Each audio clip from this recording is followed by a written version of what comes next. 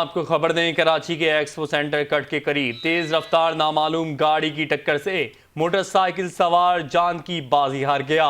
हादसे में हलाक होने वाले की शनाख्त 45 साला शख्स इमरान अली मक्सी के नाम से हुई है, जो इब्तदाई इत्तलात के मुताबिक पीटीवी के मुलाजिम थे। लाश को अस्पताल मुंतकिल कर दिया गया है, जबकि पुलिस वाक़े की तहकीकात में मसरूफ है। आम खबर अपने नाज़रीन को दे रहे हैं कि कराची के एक्सपो सेंटर कट के करीब तेज रफ्तार नामालूम गाड़ी की टक्कर से मोटरसाइकिल सवार जाँ बाक हो गया है। सवार की शनाख्त 45 साला इमरान अली मक्सी के नाम से हुई है, जो पीटीवी के मुलाजिम बताए जा रहे हैं। इस बारे में मजीद जानते हैं नुमाइंदा 5 न्यूज़ रिजवान शाह से। जी रिजवान, बताइएगा इस अफसोसनाक वाक़े के हवाले से।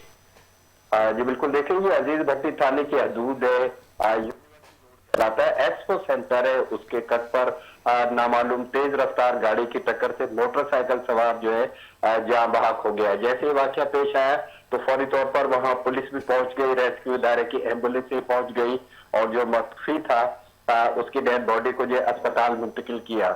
अब ताजा तरीन सूरत हाल जो हमारे पास सामने आई है, पुलिस का ये कहना है कि जो एक्सपायर हुआ है उसका नाम इमरान अली नक्सी है, जो कि सरकारी टीवी की चैनल का मुलाजिम बताया जाता है। इस हवाले से पुलिस का मजीद कह रहा है कि वहां पे जो सीसीटीवी है उसकी फुटेज हासिल की जा रही है, ताकि जो गाड़ी की निशानदेही हो कि किस गाड़ी ने हिट किया है और फिर उस गाड़ी सवार को गिरफ्तार भी किया जाए। जी बहुत शुक्रिया रिजवान शाह, आप हमें अपडेट कर रहे थे।